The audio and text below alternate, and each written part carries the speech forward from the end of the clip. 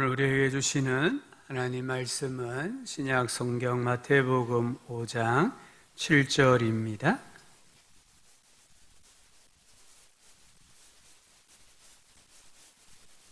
마태복음 5장 7절부터 12절까지 말씀입니다. 목소리로 하나님 말씀을 읽겠습니다. 긍휼히 여기는 자는 복이 있나니 그들이 긍휼히 여김을 받을 것이며 마음이 청결한 자는 복이 있나니 그들이 하나님을 볼 것이며 화평하게 하는 자는 복이 있나니 그들이 하나님의 아들이라 일컬음을 받을 것이며 의를 위하여 박해를 받은 자는 복이 있나니 천국이 그들의 것임이라. 나로 말미암아 너희를 욕하고 박해하고 거짓으로 너희를 거슬러 모든 악한 말을 할 때에는 너희에게 복이 있나니 기뻐하고 즐거워하라. 하늘에서 너희의 상이 큼이라. 너희 전에 있던 선지자들도 이같이 박해하였느니라. 아멘.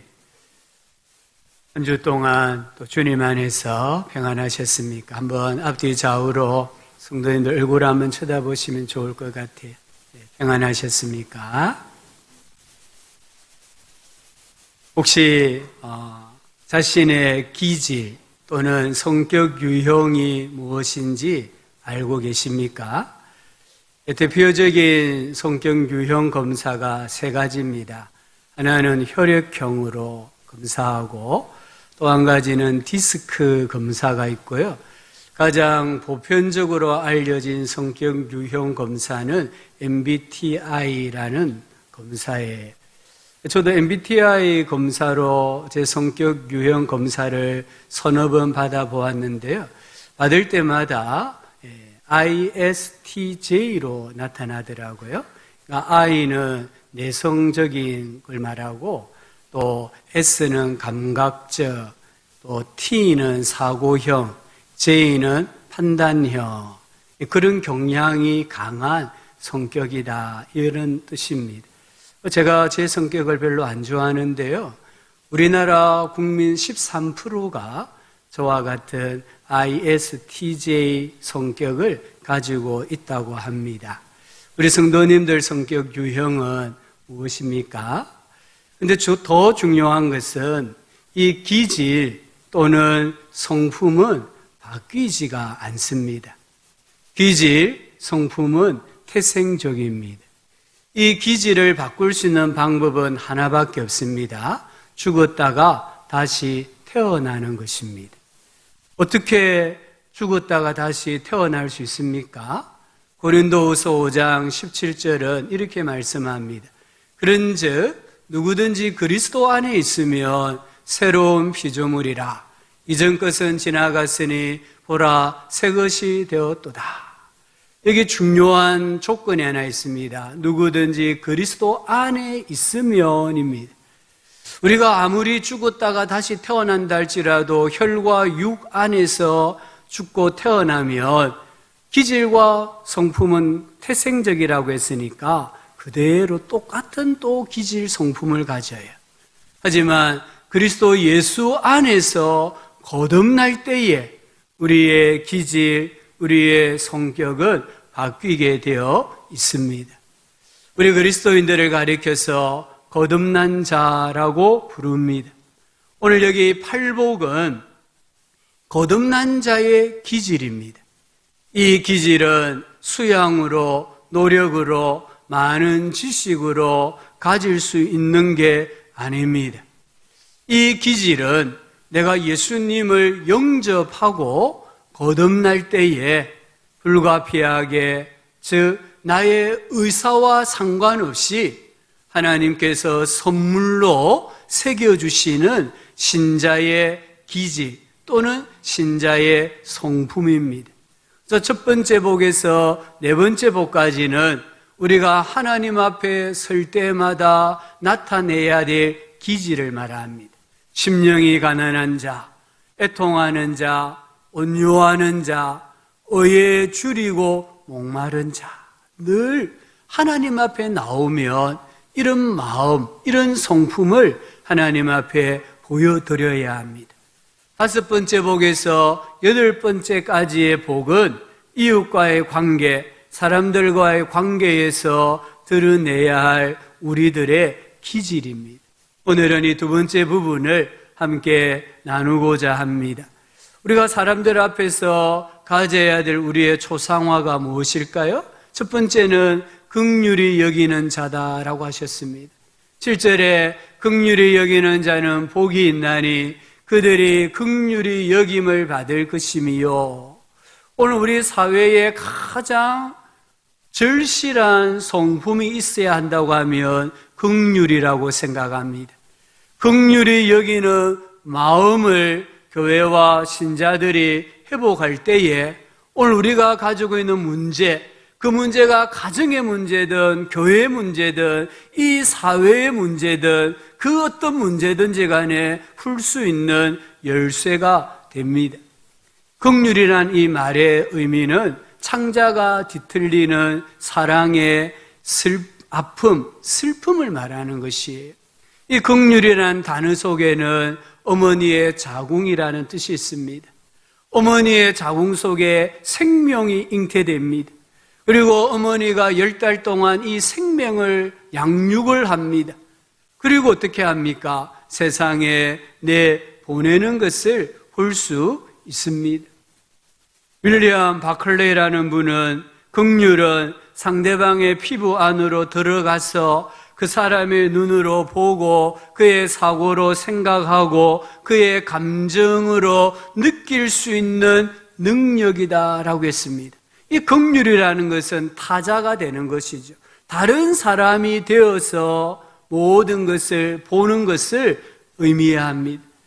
17세기에 유명한 설교가였던 토마스 왓슨은 이렇게 말했습니다. 사랑이 잘 지내는 사람을 방문하는 친구라면 긍휼은 아파 괴로워하는 사람을 찾아 왕진하는 의사라, 이렇게 표현했습니다.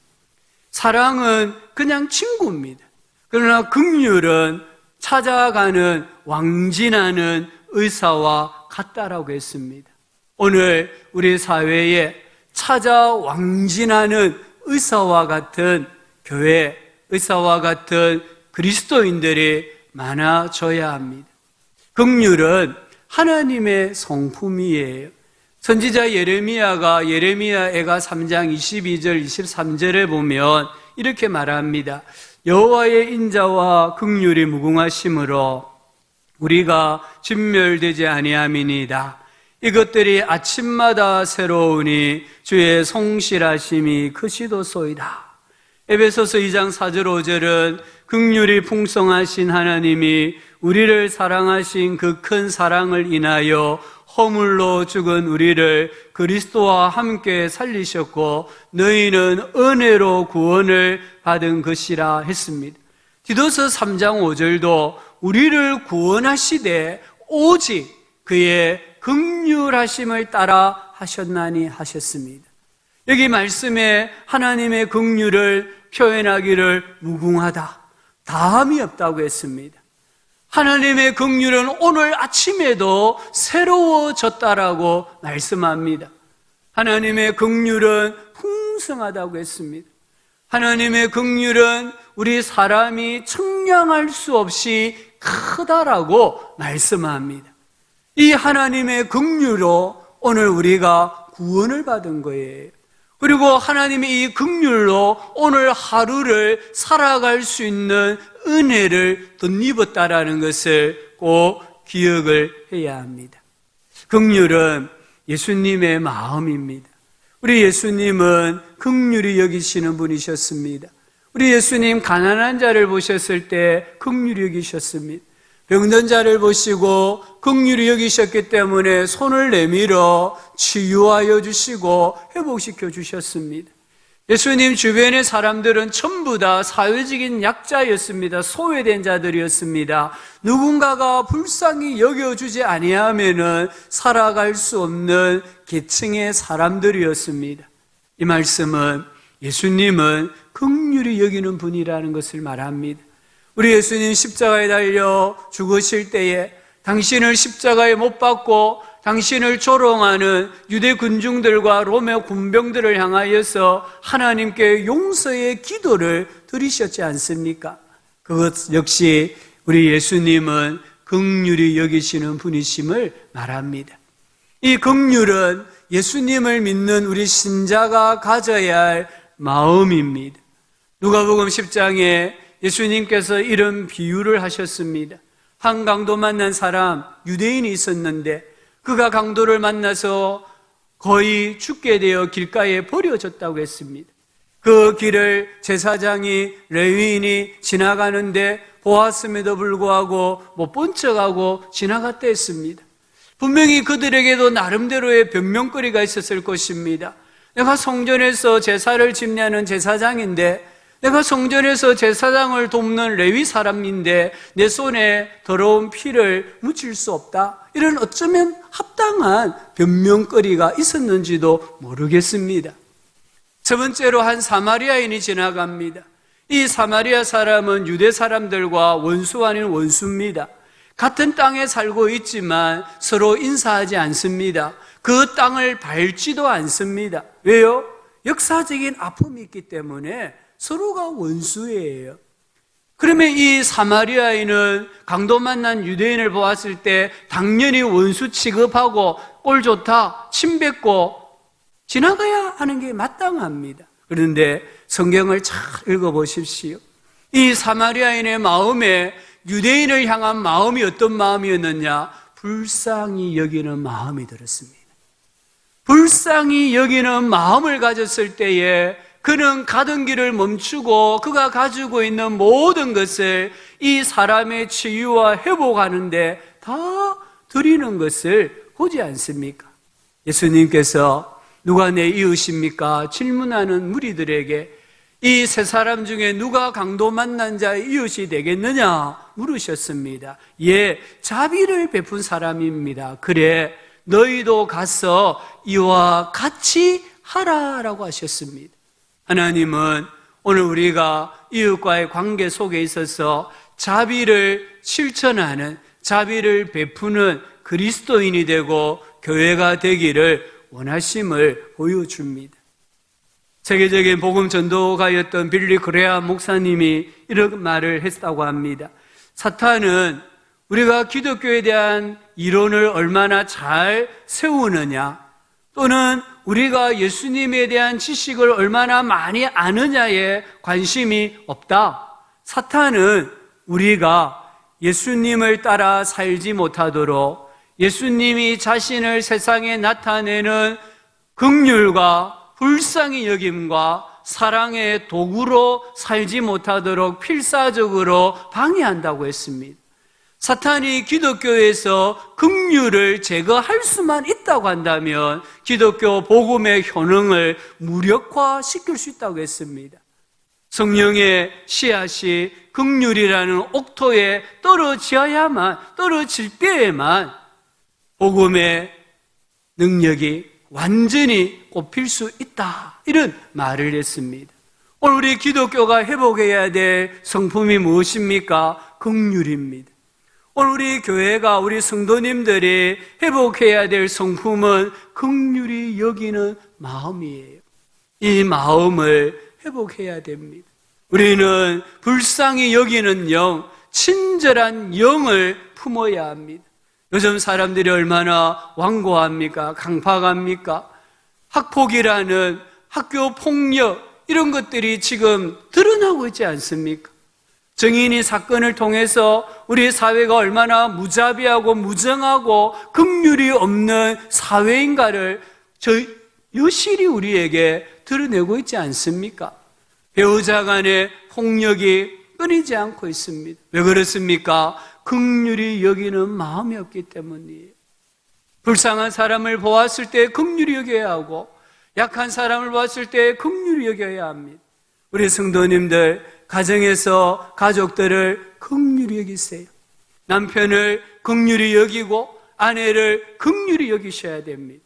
여러분의 자녀들을 긍휼히 여겨야 이 자녀들이 세상을 해치고 건강한 자존감을 가지고 성장할 수 있고 여러분들이 부모님들이 원하는 인재상으로 변화되어질 수 있다는 것을 꼭 기억을 해야 합니다.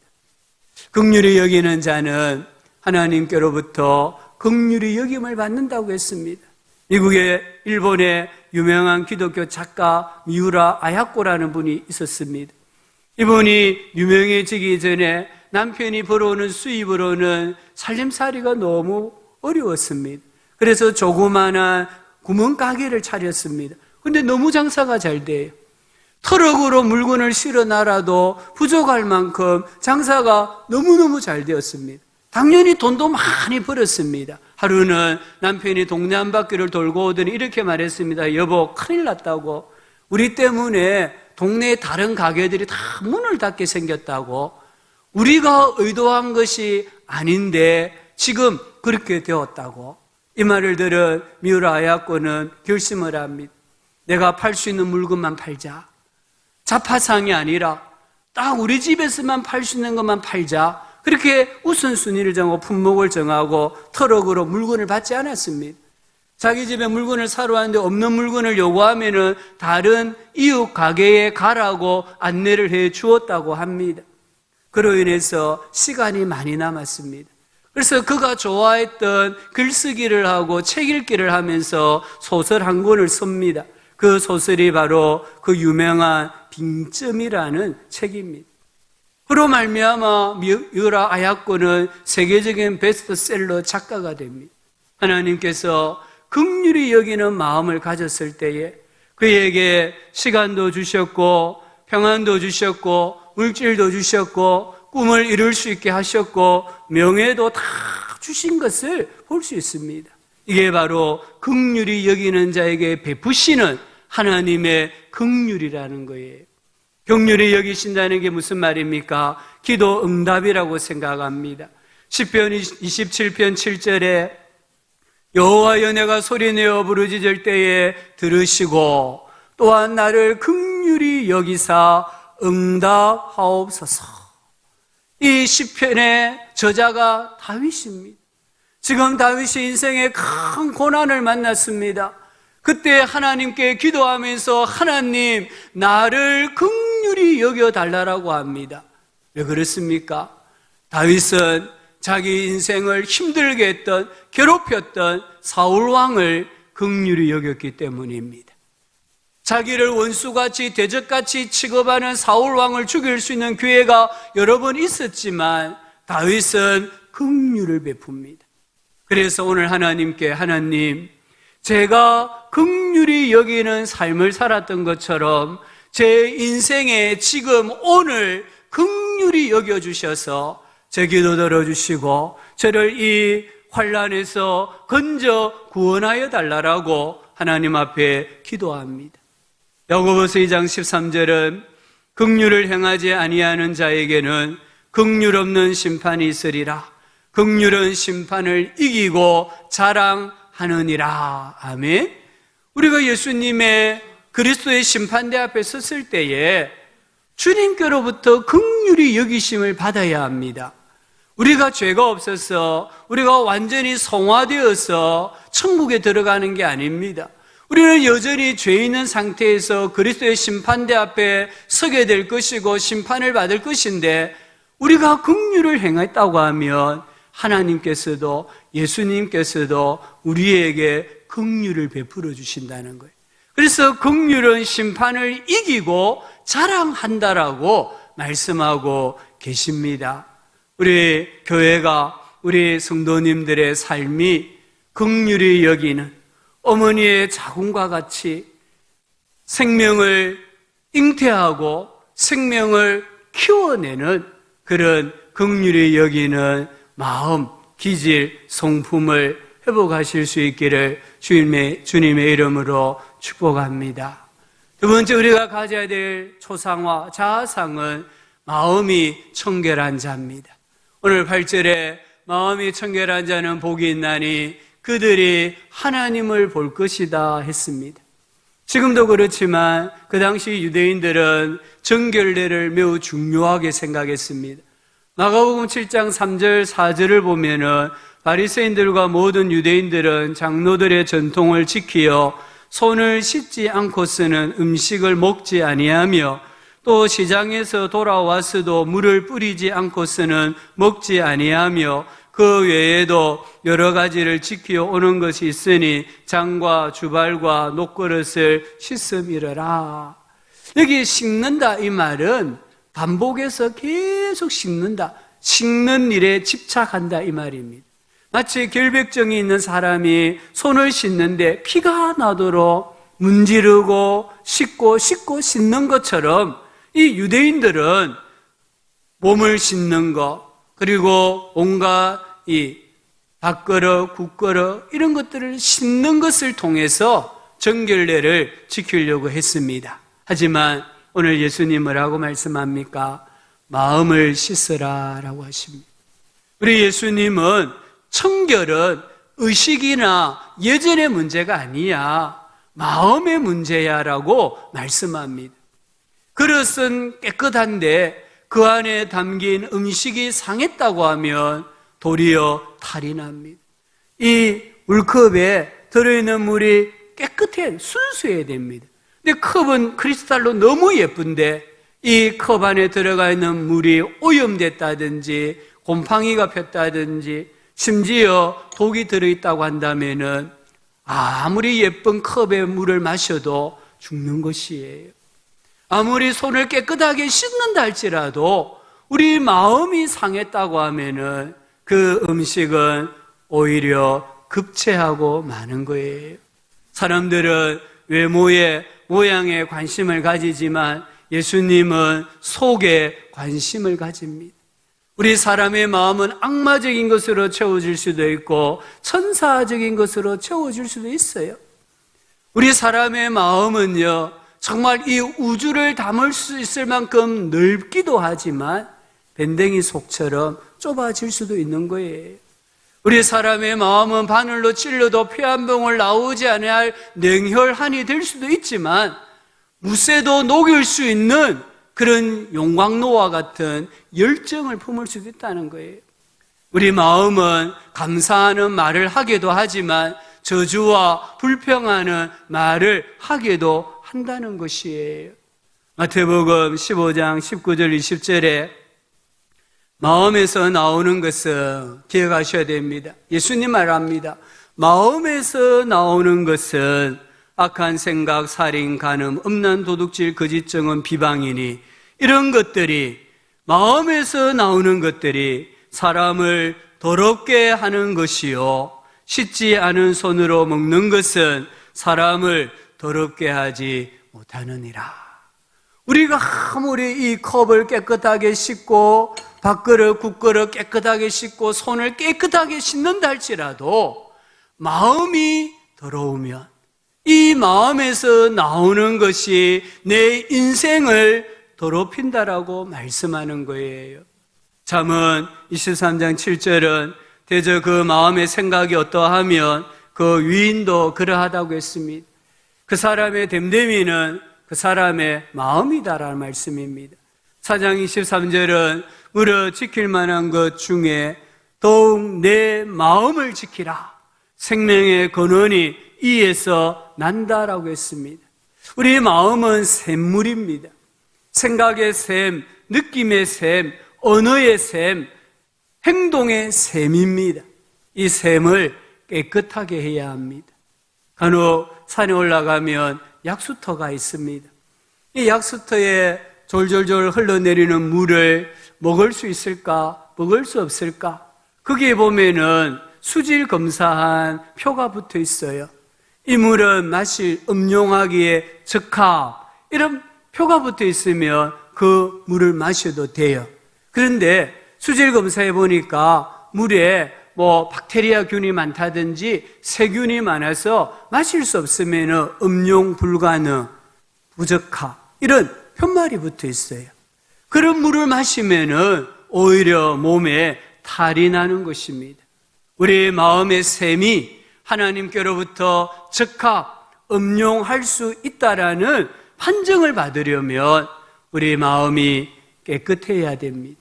여기 청결하다 이 말은 더러운 것을 세탁하다 이런 뜻입니다. 더러운 옷을 세탁하여 입듯이 우리 마음을 자주 수시로 깨끗하게 세탁을 해야 합니다. 그렇지 않으면 마음이 더러워집니다. 마음이 더러워지면 사탄이 역사합니다. 사탄이 역사하면 아닌데 하면서도 내 말이나 생각이나 행동은 비정상적으로 나오게 되어 있습니다. 여기 청결하게 하다 이 헬라어 단어에서 영어 단어 카타르시스가 나왔습니다. 카타르시스란 단어는 배변하다 이런 뜻입니다. 며칠 동안 변을 못 봤습니다. 그래서 너무 힘듭니다. 그런데 어떤 약을 먹고는 변을 시원하게 보았을 때 카타르시스라고 합니다. 또 마음의 정화를 말합니다. 내 마음에 어떤 독소가 있었는데 그게 술술술 빠져나갔을 때에 카타르시스다 이렇게 표현을 합니다. 우리 마음에 독소가 없어야 됩니다. 우리 마음에 배출하지 못한 인생의 찌꺼기가 없어야만 우리는 깨끗하다 이렇게 말할 수 있습니다. 또 여기 청결하다 이 단어에는 순수하다 이런 뜻이 있습니다. 순수하다는 것은 눈이 하나다 이런 뜻입니다. 예수님께서 눈이 성하며 이런 표현을 쓰셨어요. 이 성하다 말은 영어로는 싱글입니다. 하나란 말입니다. 초점이 하나란 말입니다. 그래서 편견 없이 선입견 없이 바르게 사물을 본다 이런 뜻입니다. 우리 마음이 깨끗하다 할 때에는 우리가 어떤 편견이나 선입견이 없이 사물을 대하고 사람들을 대한다 이런 의미가 들어가 있습니다. 일편 단심을 의미하는 것입니다. 어떻게 마음의 청결을 유지할 수 있겠습니까? 눈이 깨끗해야 됩니다. 눈은 마음의 창이라고 하지 않습니까? 우리 눈으로 본 것이 가슴으로 내려옵니다. 그리고 손과 발을 통해서 말을 통해서 다시 드러나게 됩니다. 눈이 깨끗하려면 우리 성도님들 보는 것을 정말 조심하셔야 됩니다. 내 눈으로 보는 것을 주의하셔야 됩니다. 오늘 우리 주보 3면에 보면은 내 마음 그리스도의 집이라는 소책자를 연재하고 있는데 서재의 장면이 나옵니다. 이 서재의 장면에서 예수님이 이렇게 말씀합니다. 지금 내가 읽고 보고 있는 것으로서 유익하지 않고 깨끗하지 않고 좋지 않고 참되지 못한 것들을 전부 내다 버려라고 합니다. 우리가 집에 들어갔을 때에 서재에 거실에 또는 내가 많은 시간을 보내는 곳에 들어갔을 때에 내가 눈으로 봄으로 읽음으로 유익하지 않고 깨끗하지 않고 좋지 않고 참되지 못한 것이 있다고 한다면은 갖다 내버려라는 것이에요. 왜요? 눈은 보는 기능이 있기 때문이에요. 우리 성도님들의 가정을 거룩하게 하기를 원하십니까? 예수님이 싫어하는 것을 내다 버리셔야 돼요. 그리고 예수님이 기뻐하시는 것으로 채우셔야 돼요. 하늘을 바라보셔야 됩니다. 예수님을 바라보셔야 됩니다. 십자가를 바라보셔야 합니다. 그리고 많이 울어야 합니다. 우리 눈물샘이 터지면은 우리의 마음은 정화됩니다. 찌꺼기 자연스럽게 떠내려갑니다. 미친 것도 풀어집니다. 돌덩어리도 빠져나가는 거예요. 오늘 우리가 정말 이렇게 울 때에 우리 마음이 깨끗한 상태로 계속하여 유지할 수가 있습니다. 마음이 청결한 자는 복이 있나니 하나님을 볼 것이다 하셨습니다. 어떻게 우리가 하나님을 볼 수 있습니까? 하나님을 본다는 것은 하나님을 의식하며 사는 것입니다. 하나님을 느끼면서 사는 것을 말합니다. 요셉을 보십시오. 요셉의 인생에 얼마나 상처가 많았습니까? 아픔이 많았습니까? 그러나 요셉은 너무나 깨끗한 사람이었습니다. 그가 애매하게 노예살이도 하고 옥살이도 하고 사람들 때문에 배신감도 느꼈고 그럼에도 불구하고 그의 인생에 구김살이 없었던 것은 코람되어 하나님 앞에서 자기의 마음을 가꾸고 살았기 때문입니다. 하나님이 보실 때 마음이 순수했기 때문에 깨끗했기 때문에 그런 어떤 시련과 고난 속에서도 카타르시스가 일어났다는 거예요. 그래서 하나님 앞에 감사하잖아요. 하나님 앞에 자기 인생을 고백하는 것을 볼 수 있습니다.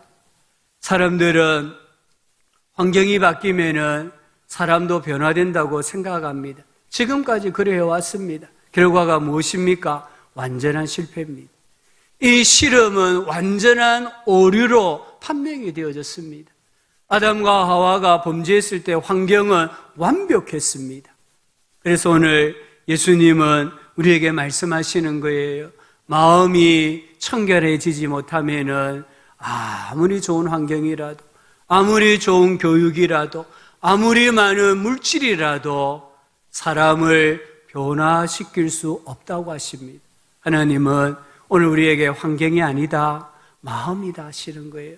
우리 성도님들이 말씀과 기도로 청결한 양심, 선한 양심을 가지고 세상에서 살아가실 수 있기를 주의 이름으로 축복합니다.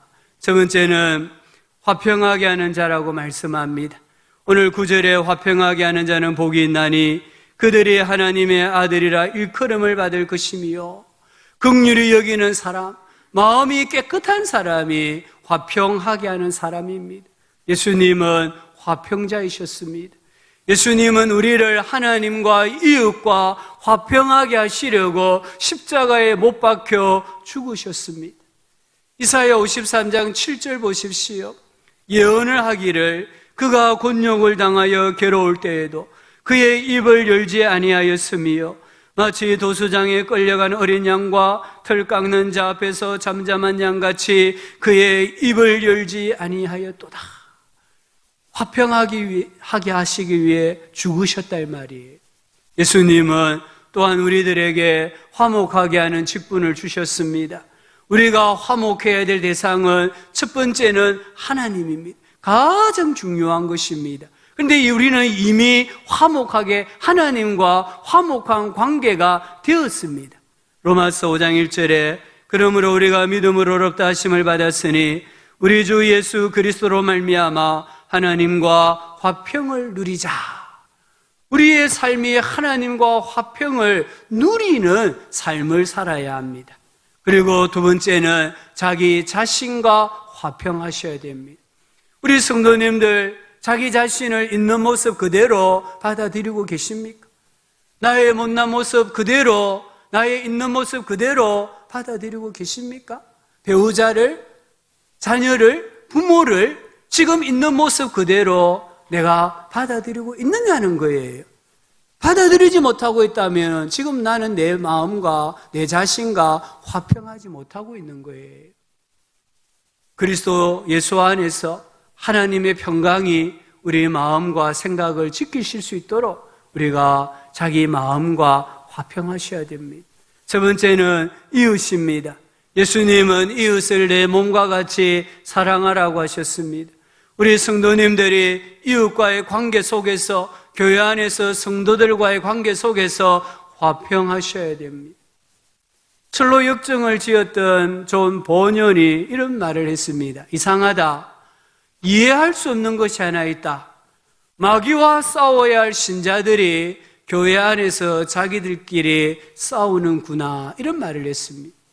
우리 신자들의 가정 안에서는 다툼이나 싸움이 있으면 안 됩니다. 교회 안에서 다툼이나 싸움이 있으면 안 됩니다. 왜요? 우리의 화평을 위해서 주님이 십자가에 못 박혀 죽으셨잖아요. 에베소서 4장 13절에 평안에 매는 줄로 성령이 하나 되게 하신 것을 힘써 지키라. 여기 힘써 지키라 이 말의 헬라어는 스푸다조입니다. 힘써 지키라. 고대 로마에서 원형 경기장에서 검투사들이 또 다른 검투사나 맹수와 싸웁니다. 이때 싸움에서 이겨야만 살아남을 수 있습니다. 그때에 검투사를 훈련시켰던 조교가 이 검투사에게 다가와서 귓속말로 말합니다. 스푸다죠. 스푸다죠. 너 죽을 힘을 다해 싸워야 죽지 않는다. 이 말입니다. 오늘 우리 교회가 그리스도인들이 성령이 우리로 하여금 하나 되게 하신 거잖아요. 예수님의 십자가의 복음이 우리를 하나 되게 하신 거잖아요. 이 하나 되게 하신 것을 지키기 위해서 목숨을 걸어야 한다, 이 말씀입니다. 그래야 우리가 세상에 하나님을 믿는 사람으로 나타날 수 있습니다. 우리는 서로를 귀하게 여기셔야 됩니다. 서로의 관계는 유리조각과 같습니다. 유리그릇과 같습니다. 이 유리그릇이 땅에 떨어뜨리면 깨집니다. 금이 갑니다. 그와 같이 서로를 존중히 여기고 서로를 사랑하고 서로에게 배려하고 서로를 나보다 나은 사람으로 여기면서 십자가의 정신으로 다가갈 때에 우리는 화평하게 하는 사람이 될 수가 있습니다. 화평하게 하는 사람은 어떤 복이 있습니까? 하나님의 아들이라 일컬음 받는다고 했습니다. 여기에 아들은 장성한 아들을 말합니다. 아버지의 유업을 물려받을 수 있는 아들을 말합니다. 그래서 우리로 하여금 하나님의 아들이라 이 말은 세상에서 우리가 하나님의 소유고 아버지 하나님을 닮았고 하나님의 것이 내 것이 되는 그런 복을 받았다라는 말씀이에요. 우리가 살아가면서 가정에서 뿐만 아니라 신앙생활에서도 이웃과의 관계에 있어서도 화목하게 지내는 것, 화평하게 지내는 것에 최우선을 두고 살아가시기를 바랍니다. 네 번째로 의를 위하여 박해받는 자 하셨습니다. 10절에 의를 위하여 박해를 받는 사람은 복이 있나니 천국이 그들의 것임이라. 여기 의는 예수님입니다. 복음입니다. 예수 신앙입니다. 내가 예수님을 진짜 잘 믿기 위해서 받는 고난을 말합니다. 팔복은 시대 정신과 정반대입니다. 이 팔복은 시대 정신에 저항하는 성품입니다. 우리가 팔복대로 살면은 반드시 핍박을 받게 되어 있습니다. 우리가 예수님처럼 살면은 박해를 받게 되어 있습니다. 디모데후서 3장 12절을 보십시오. 무릇 그리스도 예수 안에서 경건하게 살고자 하는 자는 박해를 받으리라 했습니다. 초대교회 우리 성도님들이 얼마나 많은 박해를 받았습니까? 로마 제국에서는 황제가 신이다라고 하면서 숭배하겠습니다. 황제가 신이다라고 숭배하면 한 번만, 1년에 한 번입니다. 한 번만 숭배하면 1년 동안 자기가 원하는 곳에 갈 수 있고 원하는 직업을 가질 수 있고 자기가 원하는 신을 경배할 수 있었습니다.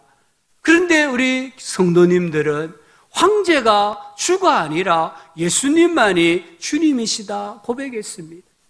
그 고백으로 말미암아 엄청난 박해를 받은 것을 역사가 또 성경이 우리에게 증거하고 있습니다.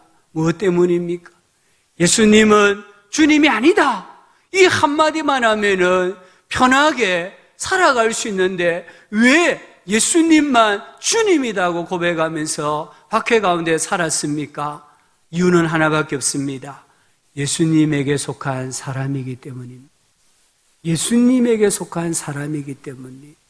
요한복음 15장 19절에 너희가 세상에 속하였으면 세상이 자기의 것을 자랑할 것이나 너희는 세상에 속한 자가 아니요.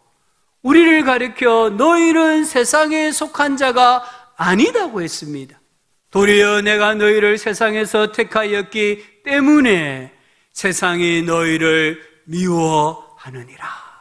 우리가 세상에 속한 사람이 아니기 때문에 세상이 우리를 미워하는 거예요. 그래서 박해를 받는 거예요. 5장 11절에 뭐라고 했습니까? 나로 말미암아. 여기 가장 중요한 건 나로 말미암아. 예수님으로 말미암아. 너희를 욕하고 박해하고 거짓으로 너희를 거슬러 모든 악한 말을 할 때에는 너희에게 복이 있나니 12절에 기뻐하고 즐거워하라고 합니다. 예수님 때문에 박해를 받을 때에, 예수 신앙 때문에 박해를 받을 때에 꽁충꽁충 뛰면서 소리 지르면서 기뻐하라고 말씀하고 있습니다. 왜 그렇습니까? 하늘에서 상이 크기 때문이다. 이전의 신자들도 동일한 이유로 예수님을 믿는다는 것 때문에 박해를 받았기 때문입니다. 내가 예수님으로 말미암아 내 신앙 때문에 세상에서 말할 수 없는 욕을 먹고 박해를 당하고 정말 악한 말을 들을 때에 내 이름이 하늘나라 생명책에 분명하게 명확하게 기록되었다는 증거입니다.